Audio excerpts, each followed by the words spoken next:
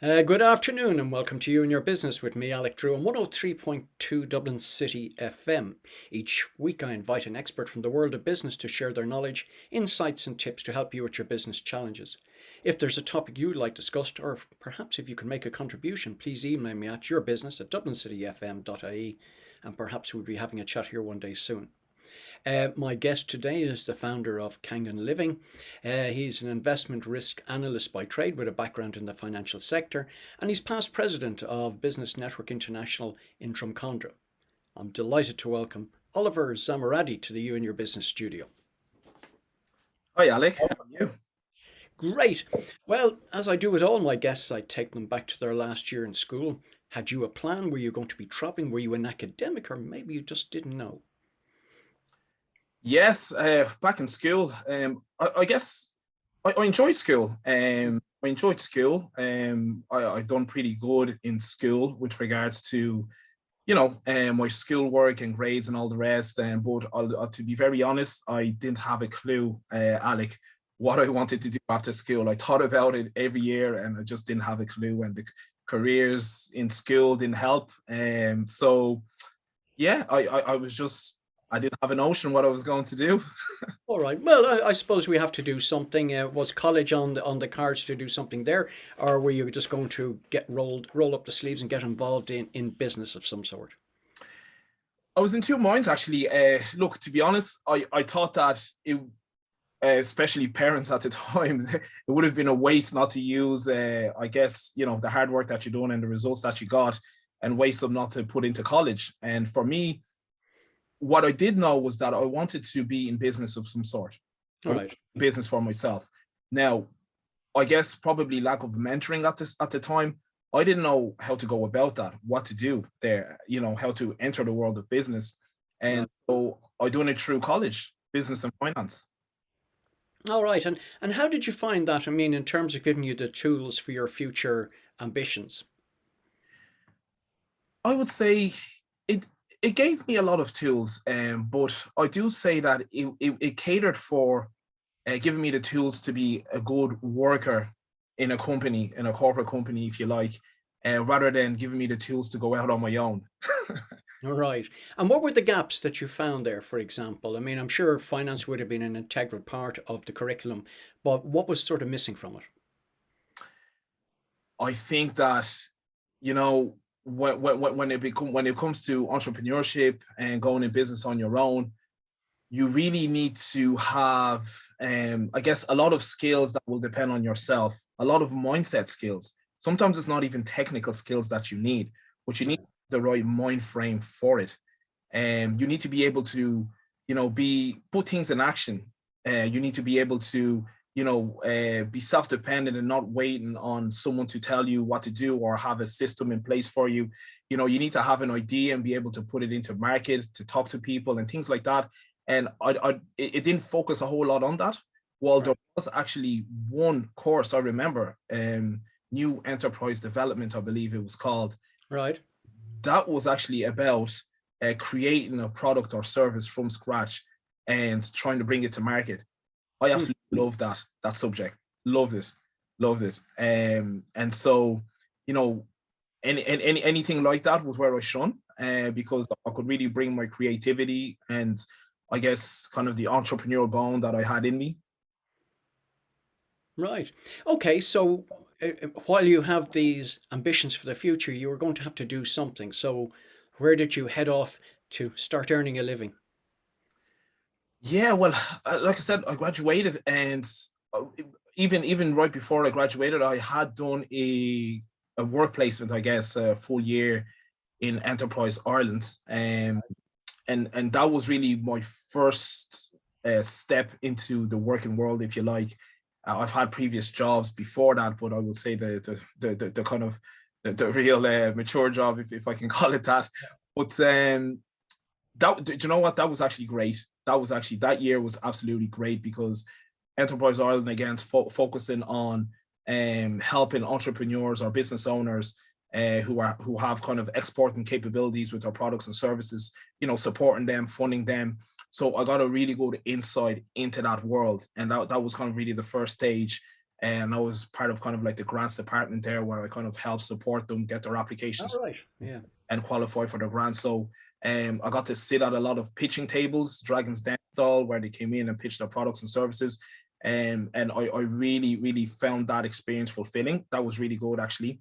But then I graduated and I went into, again, wasn't sure what to do really at that stage. And so Sure. I kind of applied for everything and anything. I held back at the start with what to apply for. Then I said, look, I've got to bite the bullet. Everyone else, all my colleagues seem to be securing jobs. And so I just need to do something. And the first place I applied for, actually, I got a successful interview and I got placed into a job there. It was an investment institution. Fantastic. Just let me take you back to the Dragon's Den part of that, because I think our audience would find that quite fascinating. You must have seen a wide range of good and bad pitches. If you were to, did you pick up anything out of that? You'd be saying, that was a great idea, that was awful. And I don't mean the particular company, but in terms of how they presented themselves. Yes. You saw the people that came in, and no matter how prepared they were, there was always questions thrown at them that caught them off guard. And you got to really tell the people who had clarity in what they were doing and in where they wanted to go, Right. to compare to the people who were maybe probably just kind of winging it and really just, going step by step. And the people with a lot more clarity were able to maneuver to any questions that were asked of them, right? They seemed to answer it honestly. But I guess what I saw on the other side, with the side that I was on, and I was just an observer, of course, but I sat in, and given that it was a government agency, they were always focused on what is this going to do for the economy. So Right. you can have the best product, you can have the best idea, but what is it doing? What difference is it making? How many jobs is it going to create? Is it environmentally friendly or what? So there always had to be some sort of an impact there as well, rather than just a nice fancy product or service. Well, I think that's interesting because therefore those who were more successful with their pitches would have known what was required by EI, and so therefore would have been able to focus on what their needs were as opposed to what they wanted. Exactly. Yes. Yeah, that's really the feeling that I got as well. So there we go. That's just good business, and we take that forward into life. Anyway, so you're in the world of finance, you're in the world of fund accountancy.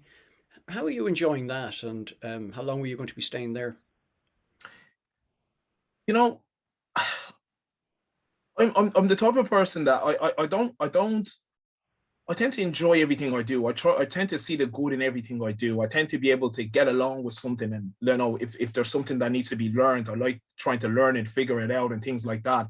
And so when I got in there, I mean, I was full of excitement.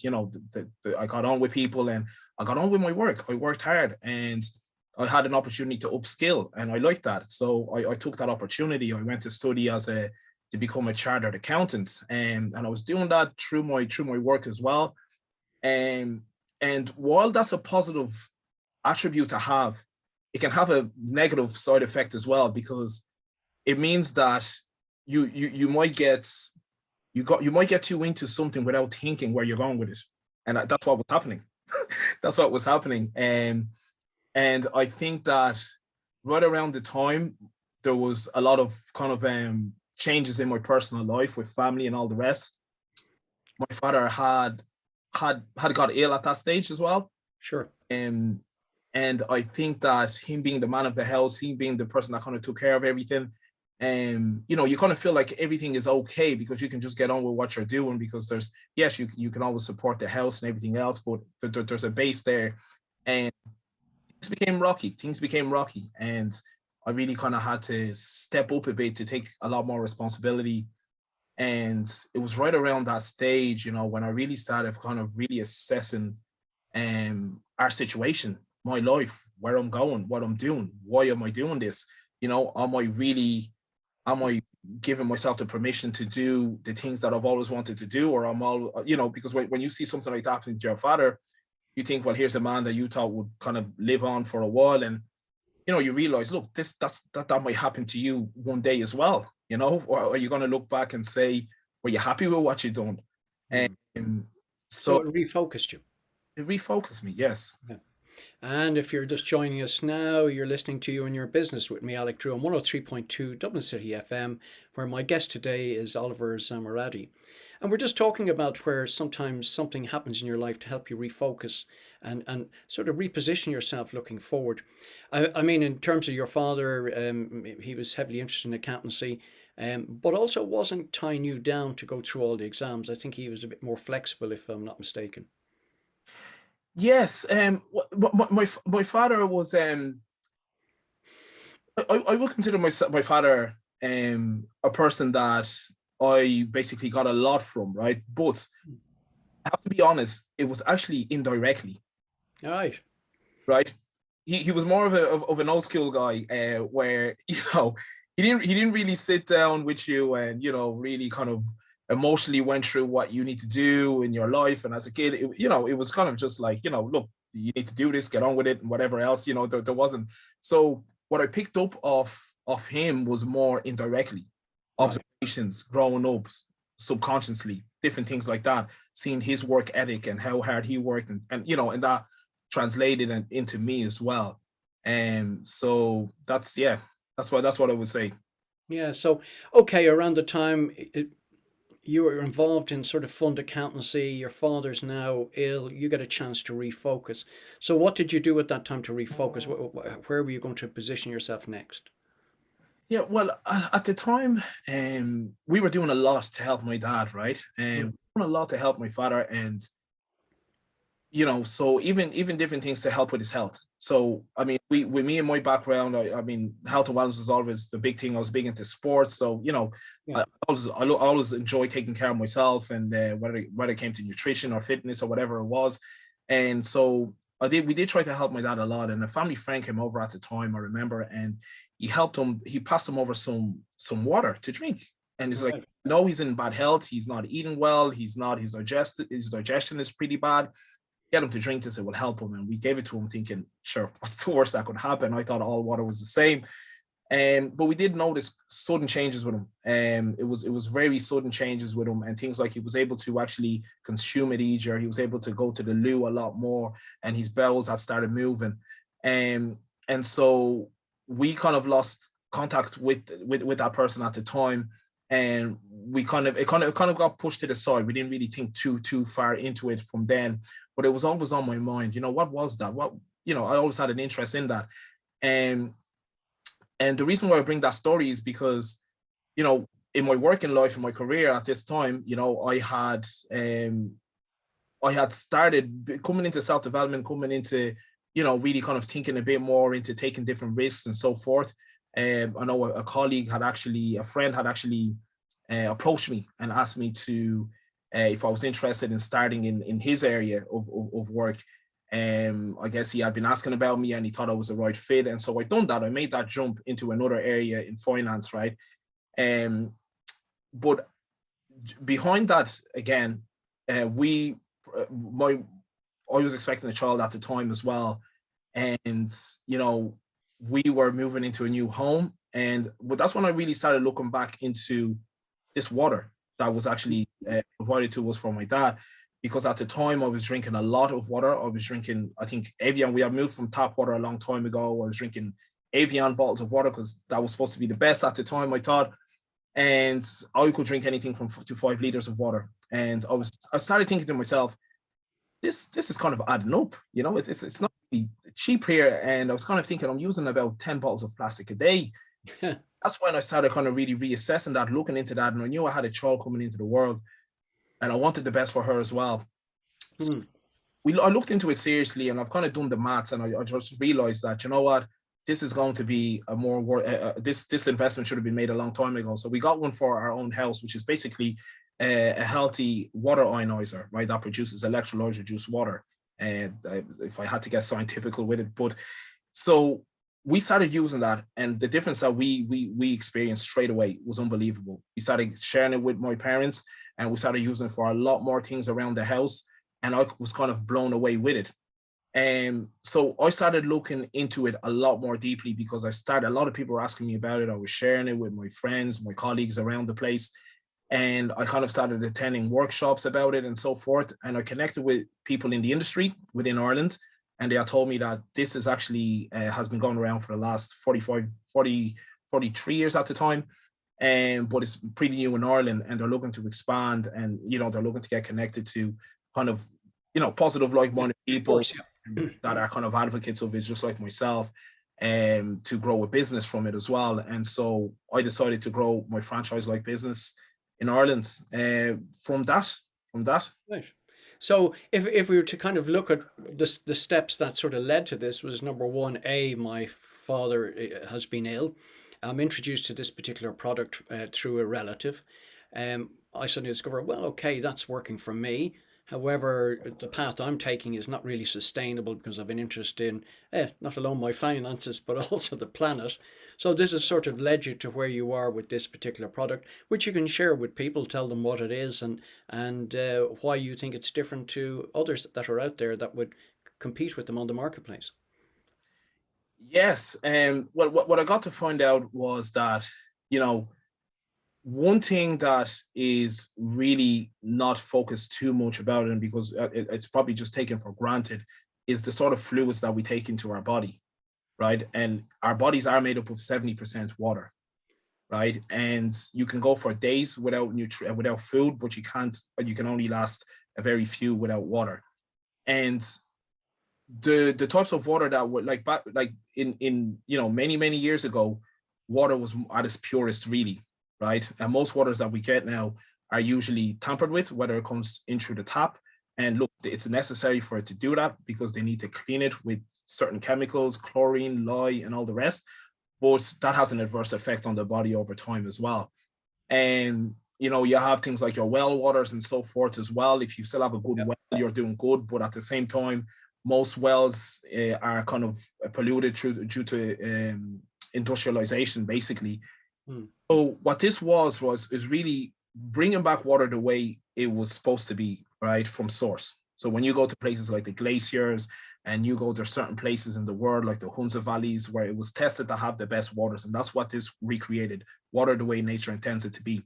And in a nutshell, without getting too deep into the scientifics with it, it's water that basically hydrates you and cleanses you, right, at a higher level. Hydrates you much greater than normal tap or bottled water would, and cleanses you, right, which tap and bottled water cannot do. Cleanses you because it's hydrogen rich, right, and that has the ability to literally detoxify you.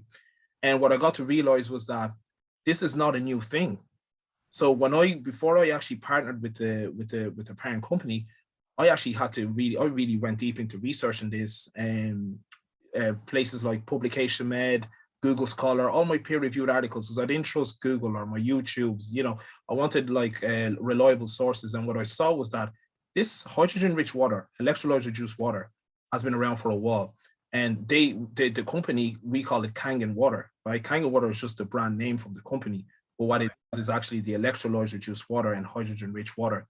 So, and I started realizing the amount of people that are using this. I started realizing that this was actually started in hospitals in Japan, right? And in Japan were using it. It's endorsed by the Japanese Ministry of Health, and they started they wanted to get this out to normal households, and therefore they chose the business model that we have now as well, which is the distribution side, because bringing it to wholesalers, bringing it to retail and so forth actually adds a lot of markup, and wanted it to bring this to the normal home at the best price that they possibly could. And so they chose this model. Okay, and if you're just joining us now, you're listening to You and Your Business with me, Alec Drew, on 103.2 Dublin City FM, where my guest today is Oliver Zamaradi. Before we sort of talk any more about just water and Kangen water, which I can quite clearly hear that you have a passion for, let's just talk about a business model, because it's a franchise type model, and often people are interested in those. Do you want to talk about your research around that and how it fitted with your lifestyle? Yeah, when you asked that, right, and I'm going to actually go back with why I actually partnered with this company, because listen, the product, I was going to have the product regardless for me, right? I bought into the product, I felt the difference, but to partner with a company, I needed a lot more, right? So for me, it was actually the company's values that actually really attracted me, right? Yes, what they provide ticks the box for me, but who are the company? What are they? What do they stand for? And their philosophy, they really focus on healthy mind, body, and finance, right? On all those three. And these were, when I talked about at the stage where I was really starting to get into self-development, healthy mind, body, and finance were kind of the areas that I was really looking into myself. You know, I knew I had to start taking care of my body, my mind a bit better. I had to start taking care of my finances a bit better, because I saw when something like what happened with my father, how that could have a detrimental effect in the family. And these were all the kind of values that gravitated towards the company. I met the CEO of the parent company in Madrid. There was a big conference in Europe, and I met there. And what he says to you, he doesn't ask you how many machines have you sold. He asks you how many lives have you changed. Right. That's the sort of person that he is, like, and very humble type of man. And so for me, when your mind is open, you start seeing things you've never seen before. Right. Through the self-development, I started seeing that. And what I started realizing was this: a lot of people that want to get into business don't know how to get into business. And so some people feel like they need to invent something, create something from scratch, right? And sometimes you don't have to reinvent the wheel, right? Sometimes you have to take a working model that's already proven, that you believe in, that you can stand for, and literally learn that system and be able to kind of teach and help others to do the same as well. And that's what I've done. And that's basically what a franchise is. It's a proven working model already, and that kind of has all the infrastructures available for you, and for you to kind of jump in and really kind of get going, right? Without focusing 3, 4, 5 years on, getting infrastructures in place. I'm fascinated because you put in three things together: mind, body, and finance. It's not the three you normally get, but you're correct. I think what we discovered, and what you particularly discovered, was that the values of this particular organization align fairly much with yours, which made it a much easier product for you to take on board. Yes, exactly. That's what it was. And what I started figuring out was that I felt like I was in a position where I didn't feel there was too many people that, you know, understood my position mentally where I was. Yeah. There was a lot of people like me, and the further, and this is kind of where I'm gravitating towards with the business is as well, is that I want to actually help other people in similar situations, right? And one of the big things I'm focusing on is actually eventually growing a team around me of like-minded people, and where I can teach them how to open up their own business as well, right? Where I can have all the infrastructures in place, whether it be for their mind, for their finances, and for their health as well, and provide that through Kangen Living and through what we do. But what I was going to say is that it takes awareness, first of all, to for you to start seeing those opportunities. And then when you have that, where do you go? Right. Right. And this is where I want to kind of encourage and make it available for more people to believe that there is a way to do that, right? And there is a way to do that.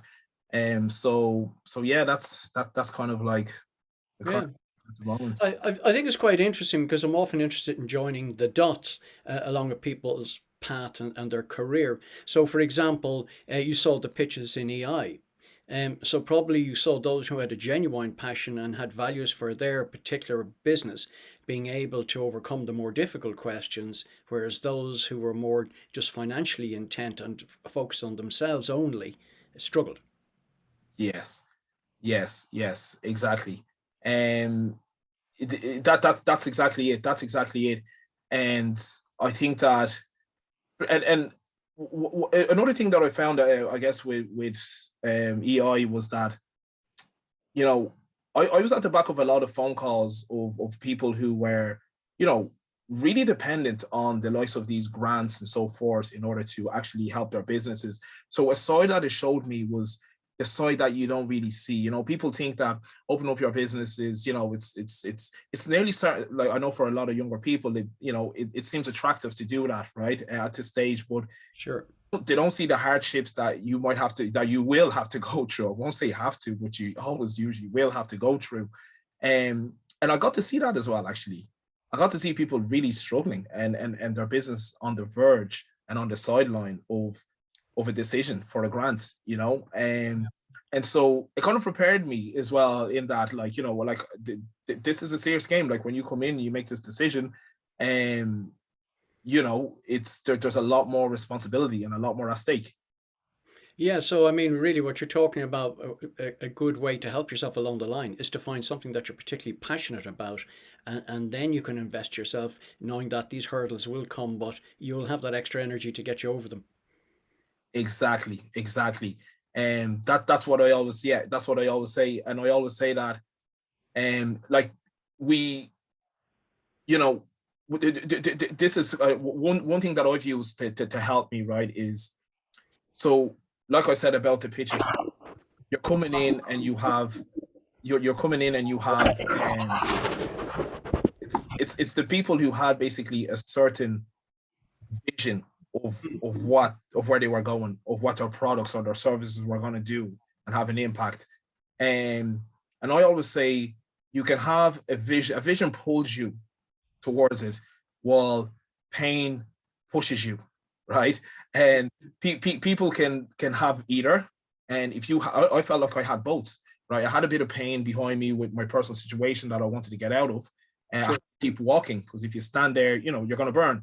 And well, I had a strong vision as well in front of me, which was pulling me towards it.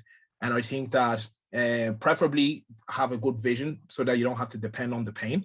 But that vision comes from what's going to pull you. You have to have passion to it. You have to go into something that, you know, means something to you, because when the tick gets tick, you know, you have enough emotional fire within you to keep going for it as well. And so, yeah, I think passion is definitely very important as well. Yeah. Yeah, and I think also the alignment of values kind of also helps you along the way. I suppose in the last 30 seconds, maybe you might tell people just a bit more about yourself and where they can contact you to find out more about you, Kangen, and your sort of personal life and values and things like that. Yeah. Well, I mean, you can contact me on any social media platform. LinkedIn is just Oliver Zamaradi. I'm kind of, we're upgrading our social media pages at the moment, and there's Back to Life TH. That's the number 2 in between. And that's the Facebook page for Kangen Living. It's Back to Life Kangen Living. And what we're doing there is we're going to be putting a lot more kind of education and videos about products and health and wellness and so forth. And I do actually have a sort of a blogging page, right, which kind of focuses on mindset. There's a lot of personal stuff, a bit of humor in there as well, just to show my true self. And that's actually on Instagram. It's Back to Life TH on Instagram as well. So yeah, so between those three, you can reach me. Oliver at getbacktolife.ie is my email as well.